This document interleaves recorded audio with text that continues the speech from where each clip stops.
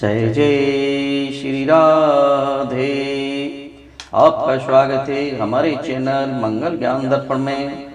साथियों, रोजाना की तरह आज भी हम आपके लिए एक नई कथा लेकर के आए हैं। मुझे उम्मीद है ये कथा आपको जरूर पसंद आएगी। जो मेरे नए साथी मेरे चैनल से जुड़े हैं उनसे निवेदन करूंगा मेरे चैनल को सब्सक्राइब अवश्य कर लें और वीडियो को लाइक कर दें।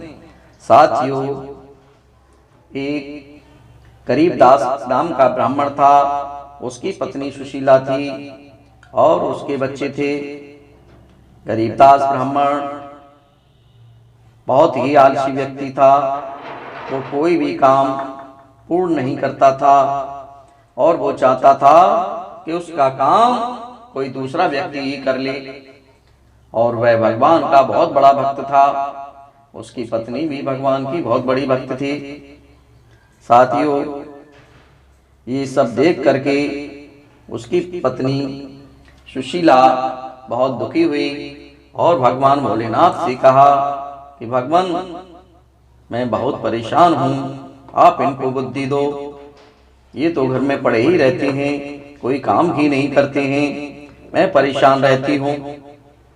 साथियों, सुशीला की बात सुन करके भगवान भोलेनाथ प्रकट हुए और भगवान भोलेनाथ ने कहा कि इसमें तुम्हारी कोई गलती नहीं है और ये गरीबदास तुम्हारा पति पिछले जन्म का आलसी संत था।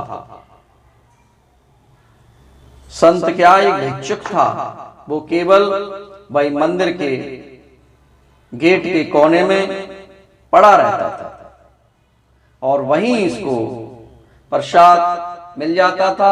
भोजन प्रसादी करने के बाद वो सोता ही रहता था। इसके अलावा इस पर कोई काम ही नहीं था।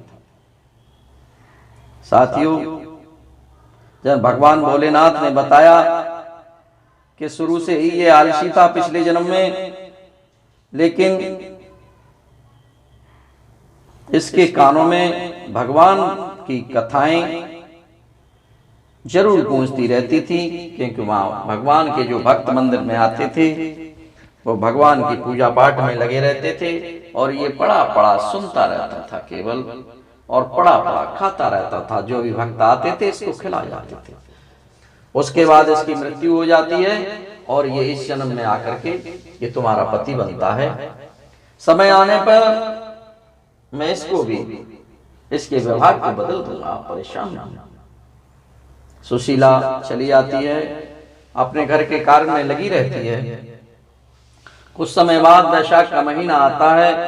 उस वैशाख के महीने में सुशीला कहती है कि हे पतिदेव, अपने खेतों पर जाओ और देख आओ कि हमारे गेहूं तैयार हुए या नहीं हुए, और वहां से लौटते समय खेत में से सब्जी और तोड़ लाना, जिससे कि मैं सब्जी को बना दूंगी और खाना हम लोग सब खाएंगे। इतना कहकर सुशीला कमरे से बाहर चली आई। कमरे से बाहर आने के बाद गरीबदास ने देखा कि वो तो चली गई और वो दोबारा बेड पर लेट करके फिर खर्राटे मारने लगा और सो गया। सुशीला काम करते करते उसकी नजर कमरे में गई तो देखा कि उसका पति सो रहा है। वो गुस्से में झल्लाई और एक लोटा जल ला करके उसके ऊपर डाल दिया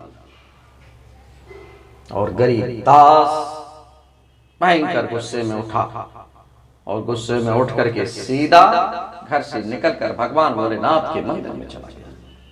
भगवान भोलेनाथ से प्रार्थना की और उससे कहा, भगवान मेरे ऊपर कृपा करो। भगवान भोलेनाथ प्रकट हो जाते हैं और पूछते हैं क्या बात है। गरीबदास कहता है, भगवान ऐसा कोई उपाय करो जिससे मुझे कोई काम ना करना पड़े और सारे काम अपने आप हो जाए करें। भगवान भोलेनाथ ने उसे एक त्रिशूल दिया और कहा, इस त्रिशूल की सहायता से जिस पे भी इस रखोगे और आदेश करोगे वही आदेश का पालन करेगा। गरीबदास बहुत खुश हुआ और उसने घर पे आकर के ये सब बातें अपनी पत्नी को बताई और घर में बैठ करके उसने कहा कि सब्जी आ जाए। प्लेट में रख करके त्रिशूल को छुला दिया और जैसे ही त्रिशूल को छुलाया और सब्जी फर्स्ट क्लास हरी भरी सब्जी आ गई। टोकरी में रख दे त्रिशूल के फल आ जाए तो अच्छे अच्छे फल आने लगे और इनकी मिठाई आ जाए तो मिठाई आने लगी। और उसने फ्राईदान के ऊपर रखकर कहा कि एक कप चाय बन जाए, तो एक कप चाय बन के तैयार हो गई। साथियों, आप तो गरीबदास की मौज आ गई। वो तो जो आदेश करता त्रिशूल को छुला करके, और जैसे ही त्रिशूल को छुड़ाया जाता वैसे ही उसका आदेश का पालन होता, जो सामान मंगाता वो सामान आ जाता। एक दिन गरीबदास ने कहा, एक प्लेट के ऊपर त्रिशूल को छुलाया और कहा कि मेरे लिए अच्छे अच्छे व्यंजन बन के आ जाएं और मेरे मुंह में पड़ते जाएं। साथियों, प्लेट में बढ़िया बढ़िया व्यंजन आने लगे और गरीबदास के मुंह में ही जबरदस्ती वो अपने आप बिना हाथ लगाए और उसके मुंह में जाने लगे। साथियों, धीरे धीरे धीरे धीरे नए नए व्यंजन, बढ़िया बढ़िया टेस्टी व्यंजन आने लगे और गरीबदास के मुंह में देने लगे। गरीबदास का पेट भर गया। अब गरीबदास मना भी नहीं कर सकता था, क्योंकि भगवान भोलेनाथ ने कहा था कि अगर काम करते समय अगर त्रिशूल से अगर तुमने मना किया कि ये काम मत कर, तो ये त्रिशूल वापस चला जाएगा। साथियों, उसका पेट बहुत भर चुका था। आखिरकार उसको मना करना पड़ा और मना करते ही त्रिशूल गायब हो गया। जैसे ही त्रिशूल गायब हुआ, गरीबदास ने भगवान भोलेनाथ को धन्यवाद दिया कि हे मेरे नाथ, हे मेरे भगवान, मैं समझ गया, आप मुझे समझाना चाहते थे, आप मेरा आलस खत्म करना चाहते थे। मैं समझ गया प्रभु, आपने मेरे ऊपर बहुत बड़ी कृपा की। मैं आज के बाद आलस नहीं रखूंगा, अपना सारा काम अपने आप स्वयं ही करूंगा। सुशीला देख रही थी कि आज मेरा पति बदलने वाला है, और भगवान को धन्यवाद दिया। सुशीला ने भी भगवान को धन्यवाद दिया और दोनों ने मिलकर के भगवान का पूजन पाठ किया। वैसाख का महीना चल रहा था। सुशीला ने भी अपने पति को पतिदेव मान के ऊपर जल चढ़ा दिया। आप सभी लोगों से निवेदन करेंगे, इस वैसाख महीने में आप भोलेनाथ की पूजा अवश्य करें, भोलेनाथ के ऊपर जल अवश्य चढ़ाएं, एक लोटा जल चढ़ाएं, जिससे कि आपकी सभी मनोकामनाएं पूर्ण हो, घर में धन धान की वृद्धि हो, लक्ष्मी जी का आगमन हो। इसी के साथ अब हम चलते हैं। अगर ये कथा आपको पसंद आई हो तो मेरे चैनल को सब्सक्राइब, वीडियो को लाइक अवश्य करें। आप मेरे चैनल को अपने इष्ट मित्रों में भी भेज दिया करें, जिससे कि मेरे चैनल सब्सक्राइब हो जाए करें।